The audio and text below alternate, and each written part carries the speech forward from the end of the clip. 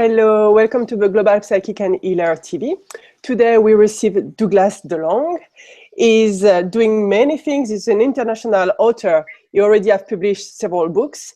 He's a past life therapist and a spiritual teacher. Hello, Douglas. Hello, thanks for having me on your show. Pleasure. Today I would like to start from the beginning for you and wonder first how everything started for you about intuition and your spiritual opening. Oh, okay. As a kid, I used to see lights and colors, the aura around people. And I'd wake up in the middle of the night and there'd be a spiritual guide or sometimes an angel in the room with me. And I had that for most of my life. And then I had a near-death experience when I was 19. Helped open up more of my abilities. And I also had a lot of training for 12, 15 years maybe through the Rosicrucians in California. Okay, and then I did a lot of my own reading and training and developed it from there. All right, what did happen during the near-death experience for you? Okay, well, when I was 19, as I said, I had the near-death experience. I ended up having all this surgery, and I was in severe pain in the intensive care of the hospital in my hometown. And I was just in agony, and my heart was too slow, so they couldn't give me anything in pain, so it was absolutely excruciating. And that night, I felt a tug in my stomach, and all of a sudden my consciousness moved up to my head, and then I felt myself, my soul slipped out of my body, and I looked down at my body. It was all white and pasty with tubes in, and I floated over top of the male nurse that was reading the sports section of the newspaper, and he couldn't see me. I couldn't figure out why, so I floated around. There's these 3 glass cubicles with patients in, and I went into one, floated above the patient, and the guy opened his eyes. He just had a heart attack, and he smiled at me and waved, and I waved back. And interestingly enough, he actually died the next day. So it's like he was in between, he could see me. So I floated down the hallway into the morgue, and after that I shot up through the roof of the hospital. And it's like Star Trek, seeing all these lights going by. And then I saw this beautiful light, and I was trying to get to it. I felt very peaceful, absolutely no pain. I could see all the way around. And these 2 angels, these 2 beings of light came up to me and stopped me from going through. Because I could see people or something over the other side, and I wanted to go there. And they said, no, it wasn't my time. So they turned me around, and I ended up shooting back down through the roof of the hospital into the intensive care unit where I was, and looked down at my body. And as I looked down at my body, I put my hands out, my soul hands, trying to stop myself from going into my physical form. But I slipped in, and it felt cold and yucky. And as I settled into the body, then I came back in fully conscious. And then the male nurse came over and checked, and my blood pressure or my heartbeat had gone up, and then he gave me something for pain. And then after that, I eventually healed from it, obviously. And so I had developed more of a spirituality after that, and started getting more into psychic phenomena. And I had a lot of studies in reincarnation, auras, ancient healing, and philosophy, different organized religions, and developed my own healing systems. And my wife and I have what's called the DeLong Ancient Mystery School here in Saskatoon, Canada. And we've gone all over North America teaching classes, and even into Hawaii. And we teach classes here. I also do past life therapy. I've worked with well over 2,000 people in probably 25 years. And I get people even phone me or Skype me, and I'll do sessions with them that way or in person. And I have my books available through our school. People will buy my books that way. I'll sign them and send them to them, or else they'll pick them up through Barnes & Noble or Amazon, so they're available. My 3 books are Ancient Teachings for Beginners, my first one, which is considered a classic now. It's a follow-up book, is Ancient Healing Techniques. And my third one that came out about 3 years ago is called Past Lives for Beginners. And it's also in several languages, all of them. And that one's even in French. It's in France, Belgium, and Quebec, and I think 33 French countries too. And the other ones are in Russian, Portuguese, and I forget all the languages. So it's really cool. When you say you have made books on ancient healings, which kind of ancient population or community are you referring to? Mostly the ancient Egyptians, and I've had a lot of my studies through the Rosicrucians involved the Egyptians. They had the healing schools or mystery schools and temples, and people would be taught how to see the aura and work with the energy with healing and the chakras, energy centers. And part of it was based on some of the Tibetan beliefs where they get into the chakras and reincarnation, astral travel. So I've had training with all of that to do astral traveling. And my second book, Ancient Healing Techniques, goes into advanced, basic and advanced astral or soul travel techniques for people. And I've had a few people have given me feedback about it and say it works really well. So sometimes when I get in the right state, I can astral travel, go visit someone, or even I teach people how to do healing in the astral or soul form. Okay, so it's like it's a mix between like healing things on the physical reality and things on the astral plane, right? Yeah, actually. My wife and I have done some healing sessions. People will phone us wanting us to do healing, distance healing, and we'll go out in our astral forms or soul forms and do healing on the person. And then a lot of people can hear or feel and sense things going on, and they contact us. And so we do a lot of that. My wife does Reiki. She's a Reiki master, and she actually does her own special form of healing in person and the astral or soul travel work. So it's really cool. What is the difference for you between having a client here with you or having a client in distance, a distance client? Usually if a person is here in front of me, it's probably easier, but it's just as beneficial. People at a distance, like someone from Los Angeles or Germany who contact me, and I can work with them, and they can still feel the energy flowing up and down.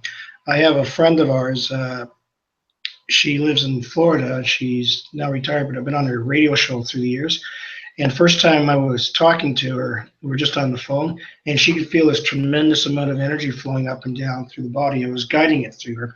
So I can be at a distance with someone hundreds of miles away, and they can still feel this energy flowing up and down through the body, through the chakras.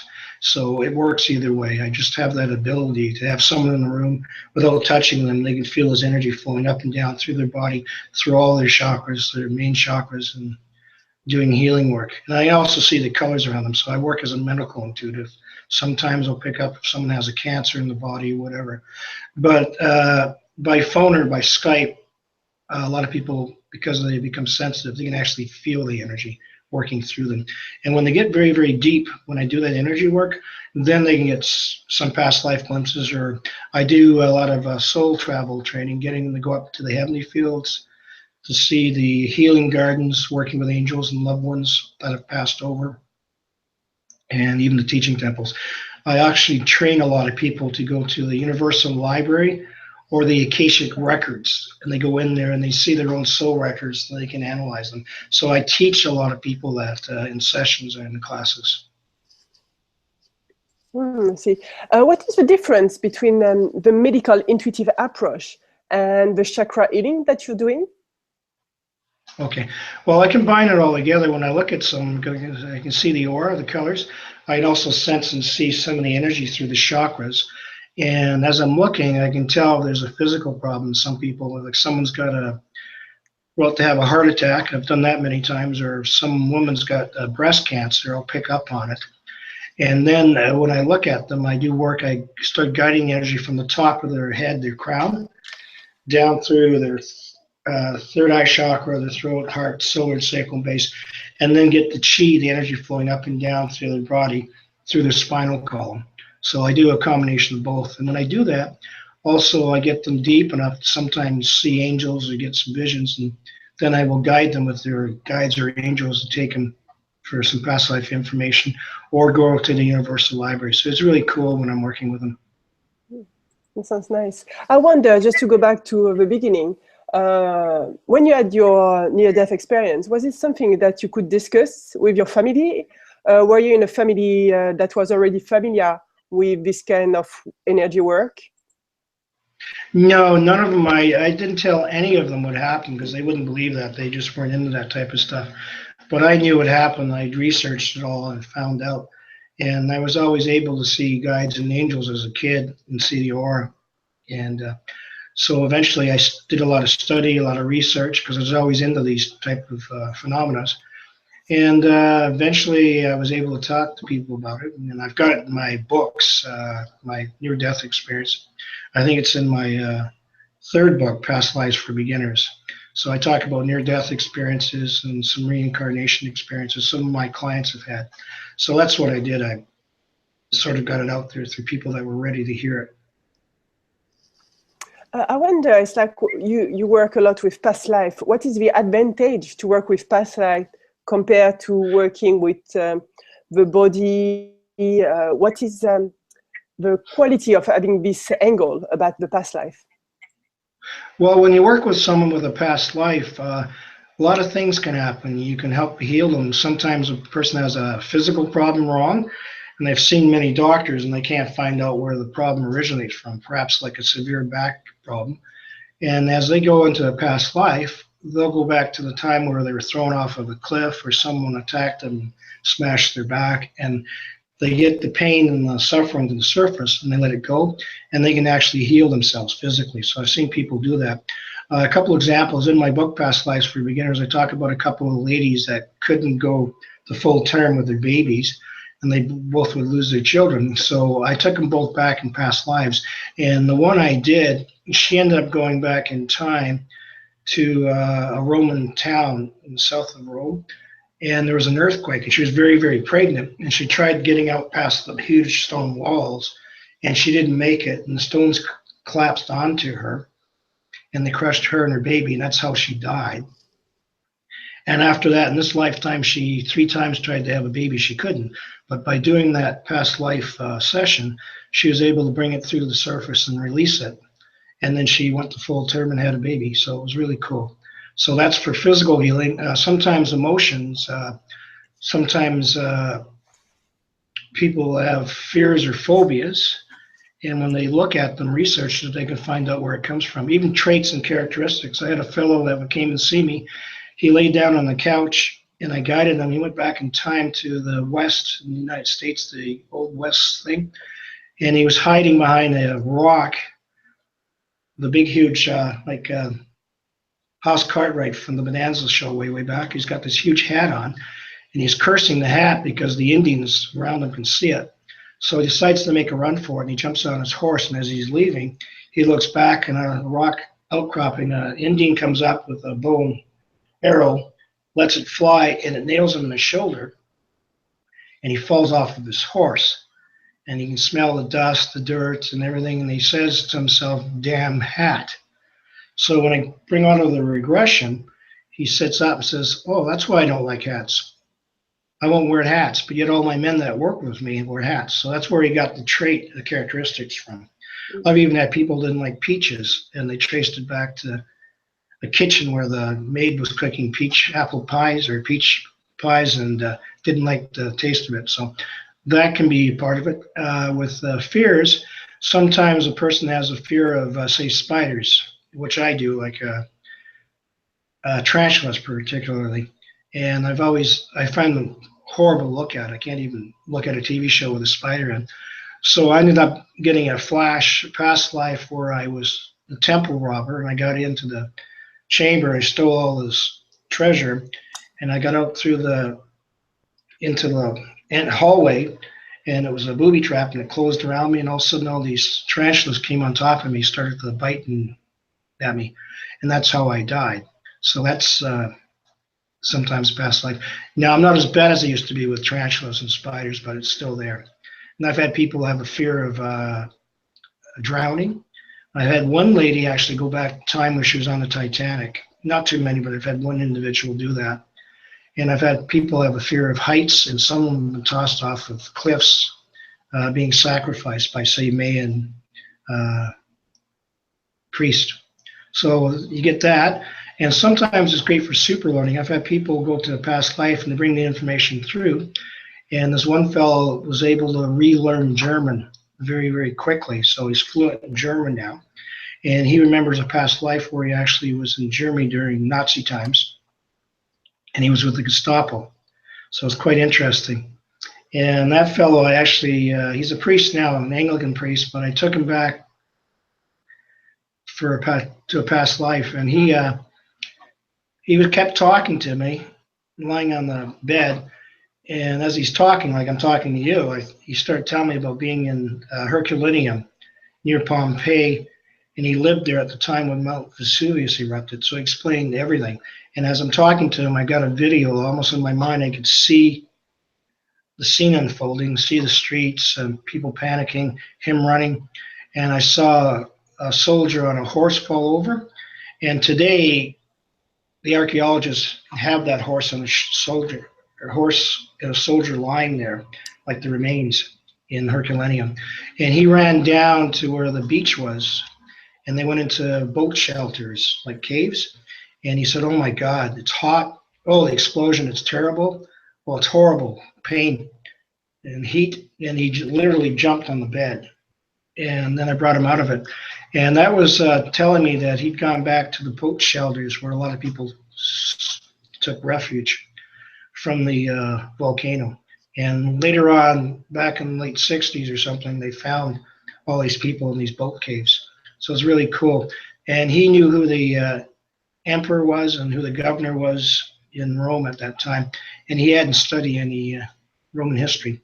So he even talked about Governor Titus, who became Emperor Titus, had a huge estate in Herculaneum and another one in Pompeii. And he described going by, having a Roman soldier in the front of the Iron Gate where the estate was. And it's still buried. They haven't found that yet, but I know if they could go deeper, they'd be able to find the Titus's estate. But it's down below where there's a bunch of buildings, and way down is where it's all buried. So it'd be cool when they can get to that. Yeah, so you can get many details that you have been able to check. Oh yeah, yeah, it's cool. I know exactly where it's buried, but trying to get an archaeologist and being able to go in. Plus, you got people living in homes up top of the cliff there, and they can't go down. So it's only probably about 1/3 of it's been excavated, and the same as Pompeii, not all of it. So there's a lot of areas that still probably have a lot of treasure and stuff buried. What is the most enjoyable part of your work? For me, is watching how people heal and change and open up their spirituality, and they let some pain go, they get happier, and they start realizing purpose in life, and they get on with their life. So it's really cool to see the major change. The physical healing, yeah, I talked about one lady, it was two of them actually, were able to have babies and have a wonderful life. So that's good to see, and then see the lights and colors change and how they feel better and they get an understanding. And a lot of people then recognize that they're a soul, an eternal soul, and they come back over and over. They know that there's more to it than just a physical body here. So what are you teaching at the mystery school with your wife, the ancient mystery Okay, well, school? we teach, okay, yeah, my wife Carol and I teach healing courses. I teach people how to see auras, how to move energy through the chakras, through the body, working with angels and spirit guides, and sending distance healing out. And there's a lot that I teach a person, get them to develop their healing abilities. I also develop their psychic, spiritual abilities. So their crown and the third eye areas will open up, and the heart as well. And the key to healing is having both the crown open up and the heart chakra. If you can get those two major chakras open up, the healing from above, from the God source, will come down through and work out and helping. So it's really cool. I've had a lot of people that have problems in their heart chakra. They keep a lot of pain, sadness there. And as they open up their heart chakra, they're able to let the pain go and release the true healing. Beside the heart and the heart chakra, there's an actual healing energy that can be released and will work through the whole body and through all the chakras. It's like Kundalini coming up from the base chakra, flowing up. So it's really cool when that happens. Okay, so from your experience, what is the key to be a good healer? Key is to being confident but not arrogant, and knowing that you're not the healer, you're just the tool that's being used for the energy from the God source to flow through, and being grateful and asking for help from angels and healers to come through you. So as you open up your ability, the energy will come off of your hands, your thumbs, fingertips, and the palms, and they'll go into the client or patient. And as that happens, they trigger their own internal energy that gets released. and the energy from above comes down through and does a lot of healing. So there's many things involved. So you become a partner with the person you're working with. And you always know that you don't do the healing. The energy of the healing comes from God and the angels and the person being able to do their own healing. There are some people who think they're great healers that say, look at me, I'm wonderful, and that's the wrong way to be. They have to know that true healing comes from above and it's not them. They're just a channel. Are you working with some energy that are a bit more like close to nature? Because you mentioned you were working with angel, archangel, and I was wondering if you work like with more earth-based. Yeah, sometimes I'll have archangels come around. Michael comes around a lot. Mm-hmm. He's the one that seems to be around me. And I like the energy from the earth to come up through. It's powerful and strong, but I like to work also mostly with the energy from the God source above, comes down through. So if you combine them together, they work very, very effectively. I've had the Archangel Michael come in. He's huge, and he has his big sword, and he protects me, and he guides me. And also I get a lot of people, they start, when they go under, they start meeting angels and guides, and a lot of them will work with Jesus. Some will work with Mary Magdalene or Mother Mary. I've had one lady that had cancer came to see me, and I could check as I looked in her breast area. I could tell which breast had the cancer because there was a dirty gray green over top where the cancer was. And she went under, and as she did, a couple of things happened. One, I could see the light, the healing energy from the God source coming through her head, came down and went into where the cancer was in her one breast. And I saw light blues and greens and whites and yellows going in, and she could sense and feel this tingling sensation. And all of a sudden, she saw Mary Magdalene. Mary Magdalene was working on her and talking to her. And when she came out of the session, she says, I'm healed. So she got up and left. So I don't know what happened. She never contacted me after that, but hopefully she was able to heal her cancer and work with Mary Magdalene. And I've had a lot of people that work with Buddha or whomever. So sometimes if you get very deep and you have a spirituality, you open up your abilities, you can work with these high spirit-minded angels and beings of love and light. And there's a lot of people will have Jesus come into the room and work with them. So it's really cool when that happens. I wonder, you mentioned earlier on that you also do astral projection from time to time, and so you teach it also. And I wonder if you can share all about astral projection, or about some ancient technique, some little tool for psychic development.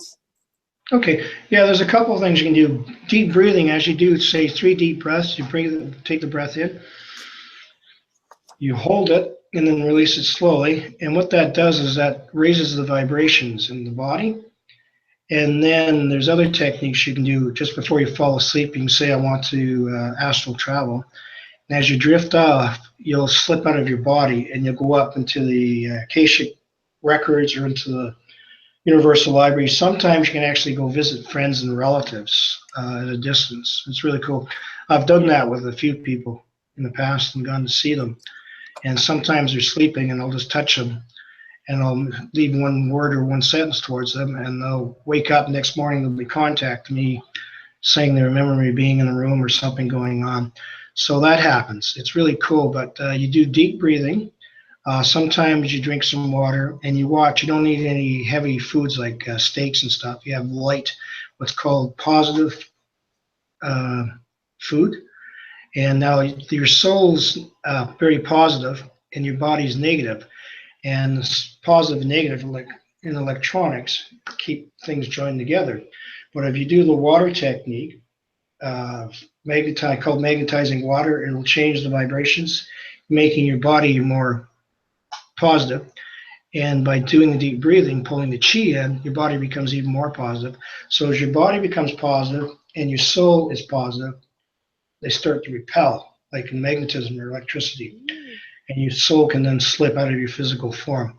Now, the thing is, when people are dying, it's very close to falling asleep. As you fall asleep or you're dying, your soul will slip out of your body. The only thing with death is the energy that keeps your soul within the body. It's like a magnetism or some type of stored there. as you're dying, that energy, that vital life force or chi, whatever you want to call it, starts to leave your physical form. As it does, and then your soul slips out, there's nothing to bring your body back in, or your soul back into your body. So when that happens, eventually, your soul stays out and won't come back in. So when people are dying, like you go see someone that has cancer in the hospital, they'll be here and yet they'll be in the other world at the same time because they're slipping in and out and they're making arrangements to change. When that happens, they also start seeing loved ones coming to take them home, angels and beings of love and light. So it's really cool. And people shouldn't be afraid of death. Being afraid of pain, yes, but death, no. And if you recognize that you're an eternal soul, you're going up to heaven, you're going to get a little rest up there, learning lessons. And when you're ready, you meet a bunch of people like angels or called the Elohim, and they'll set up where you're going to go back into Earth, what country, whether you're going to be male or female, and all sorts of information. Then you set it up, and you come back down, and you start going in and out of the womb of the woman that's pregnant, and eventually, when the woman gives birth, you come in as a soul into that physical form, and you're reincarnated, and you do that over and over again. Eventually, when you get really good at it, you finally break that cycle, and you're able to stay up there in heaven. Some people can even work as spirit guides, coming down around relatives or friends and guide them and work with them too. So it's quite interesting. But the idea is you want to break that cycle, develop your spirituality, like someone like Jesus or Buddha did. They got very enlightened, and therefore they didn't have to come back again. So what are you doing to get good at it, and so to not come back, get out of the cycle? What is the main thing that you think have to be done to reach this kind of state?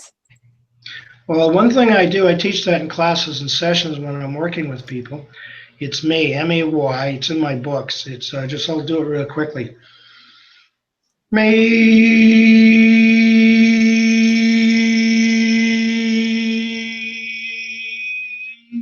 So I do that vibration like that May chant. I'll do it about 3 times. Now that vibration will go into the brain, into the pineal and pituitary. And as it does, they vibrate, and then they start to activate. They open up the crown and third eye chakras. Certain endorphins get released, and you then start developing more of your abilities. When you do the May chant, it even slows down the aging process dramatically. So it bounces the endocrine glandular system of your body. When you do the May chant, you look in the mirror the next day, you notice that your skin looks smoother, your eyes look clearer. You release collagen and other types of secretions into your body. And it slows down the aging process dramatically. It helps to release what's called HGH, your human growth hormone, more of it into your body. And actually it works on your crown and third eye chakras, and it also works in the pineal pituitary in the brain, but it starts affecting other areas of the brain. Some people, when they do it, they'll feel tingling all over their head, and that's the crown opening up, the neocortex of the brain tingling, and then neurons start to fire, and then you start to develop more gifts, more abilities. Maybe you can start seeing auras around people or communicating with angels or spirit guides. So gifts start to open up, and you can also start getting more past life recall by doing that. But it's really powerful too. You do it about 3 times one day, maybe 3 or 4 days later, do it again. And you just do it once in a while. And sometimes when you do it, you'll feel the tingling all over your head or on the back of your scalp, or you'll feel more relaxed, and your auric field gets brighter and cleaner. I've got a question, sorry to interrupt. I have encountered some people who are seems to perceive a lot of subtle words, and have a difficulty to manage their ability or be very empath. Do you have any exercise to kind of, like, I would not say reverse, but maybe to structure the perception?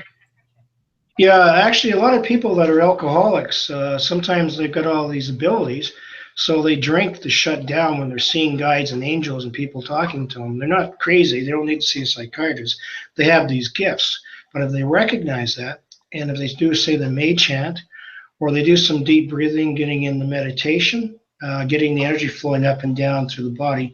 I do something called the chakra flow meditation. Something like that will help them relax, get more peaceful, and deep breath, taking 3 deep breaths in the morning, and then at nighttime, 3 deep breaths. That'll help change the aura, slow down the brainwave patterns, and getting people more at peace. And that May chant too. So all those techniques can help that individual. But if they also should meet a group of people that are in the psychic spiritual stuff and get to talk to others that have those gifts, knowing that they're not crazy, that there's a lot of people with these gifts and they can work at developing them and using them in a powerful, positive manner. Nice. You mentioned also you do spiritual teaching, and I would like to know your big line of your idea of spirituality.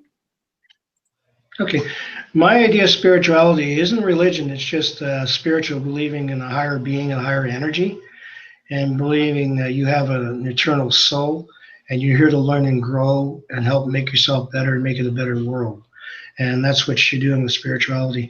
And with spirituality, you want to develop more of your gifts, more of your abilities, maybe be able to communicate with guides and angels, and be able to astral travel, to know that you can have your soul become free of your body and go up there to the library, to heaven, and see angels and guides, even loved ones that have passed over, get all sorts of great information.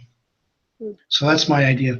And you could be religious or not. It doesn't matter. As long as you have that spirituality, knowing that there's something more, that there's a being or there's a great energy from above. And I feel sorry for anybody that's doesn't believe in God, that's atheist, because they don't know what they're missing, because there's much more to it than physical. I think it's like indeed astral projection is a good entry to validate by experience that there's dissociation. Dissociation is possible. Oh yeah, astral travel or soul travel. I call it soul travel. It's the same thing.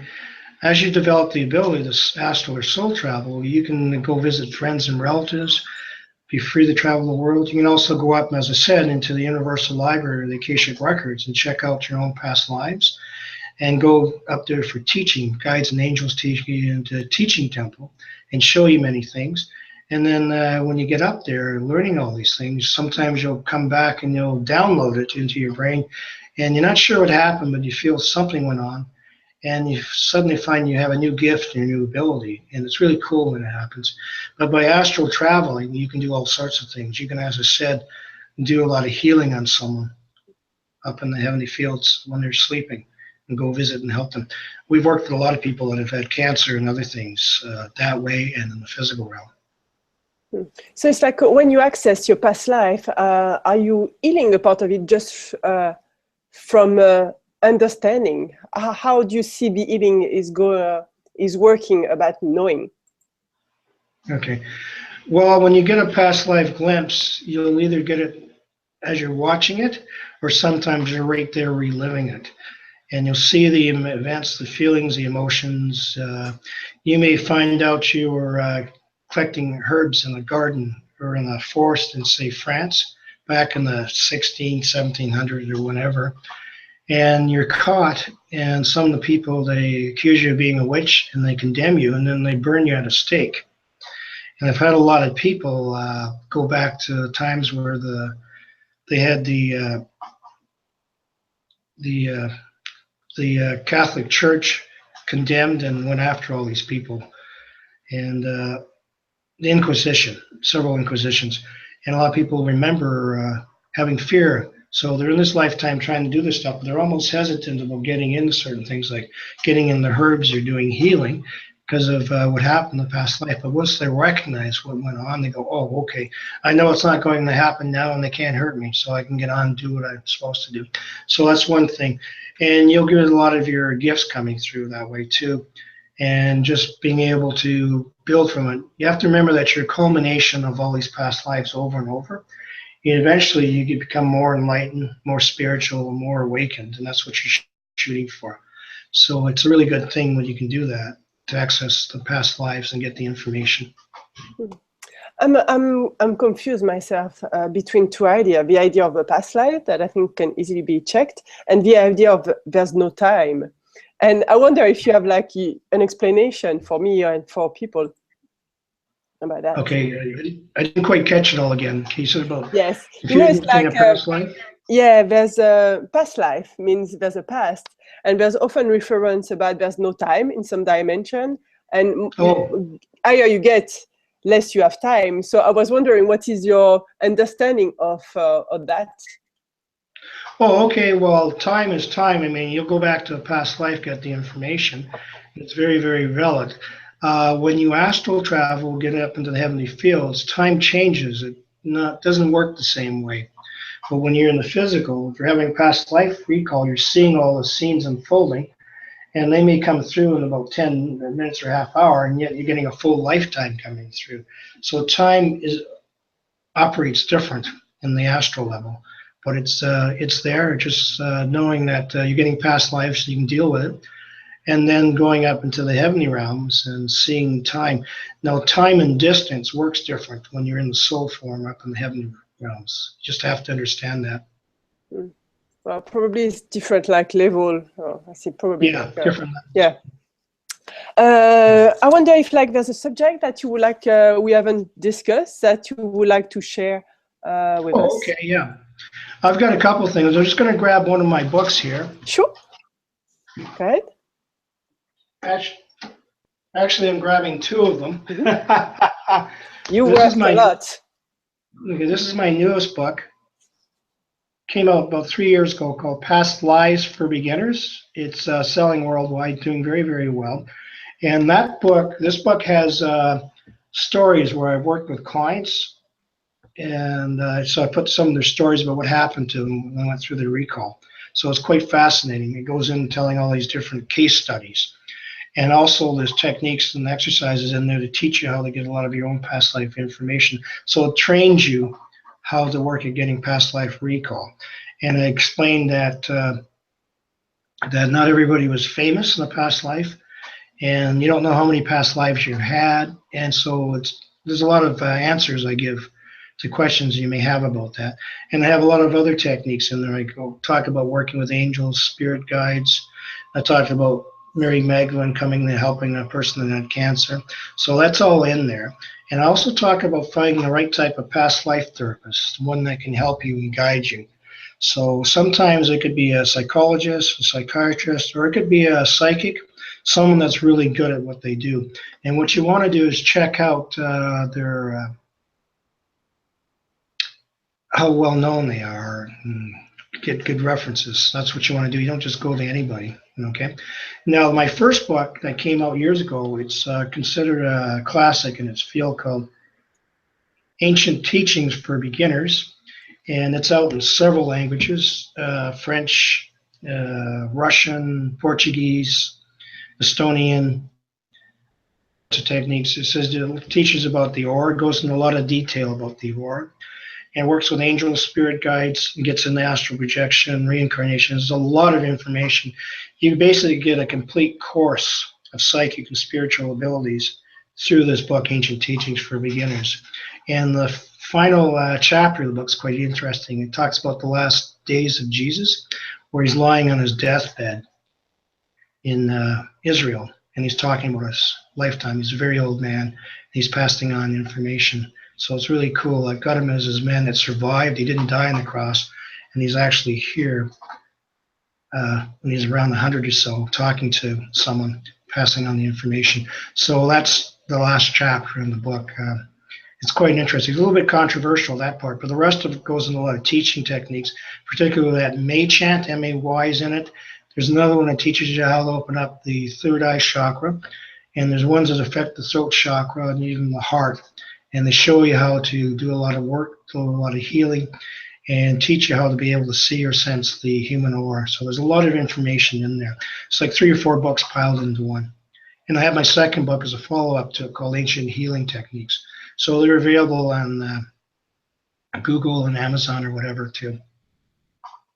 Great, fantastic. One more question from my side about how much information have you been able to take out from the Roger Crusher? Because I know it's like the knowledge of this kind of things are a bit like mystery. I did this, very esoteric actually. And I was wondering how much you have been able to take out and transmit. Well, a lot of it actually, when you read Ancient Teachings for Beginners, it covers some of the information there. And went through all their levels to a much high level and developed my gifts and my abilities. And then I got a lot of my own information too. But this book will cover a lot of stuff that you need or want. So you can go for years taking what's called weekly monographs. They send to you with lessons. And you can do that for years and years and years, which is great if you want to. But also this book is a shortcut because it covers a lot of tremendous information. So it's really, really cool. And they're what's called the Great White Brotherhood. They had a lot of famous people that were involved with them. It's really cool when you look back at their history too. But if you get a chance, you can check the Rosicrucians out, or you can go online, pick up some of their books that they have. They have a huge library of books. And then my books, Ancient Teachings for Beginners, Past Lives for Beginners, and Ancient Healing Techniques. They have a lot of knowledge and information in there to help you. And I also have the May Chant is on YouTube too. It's about 10 minutes long. You can go on to it, YouTube May Chant, and hear me doing the May Chant and doing the guiding technique. So a lot of people go on to that and watch it. So that's another example that you can use as well. Do you have like some teaching or workshop coming up? Don't have any ones registered, but what I do is I have people contact me. And or my wife want to take a Reiki class or Reiki master class, or they want to take a class from me, they'll contact me and we'll set up a time now. I used to have certain dates, but now I'm not doing dates. I just contact the school for setting things up. And that's what we're doing. And if someone contacts me, or even a couple of people, I'll teach a class with 2 people or whatever and go from there. So I have people do a practicum for about 10 hours before I give them their certificate. But I guide them, I teach them, and go from that. So we teach them the ancient healing techniques from the masters above. And my wife does Reiki 1, 2, and Reiki Master. And I do a lot of sessions with people on the phone or Skype or even in person. So it's really cool when that happens. Okay, so if people want to find you, they go on douglasdelong.com. Yeah, douglasdelong.com. And you just type it in, and they'll have my homepage come up.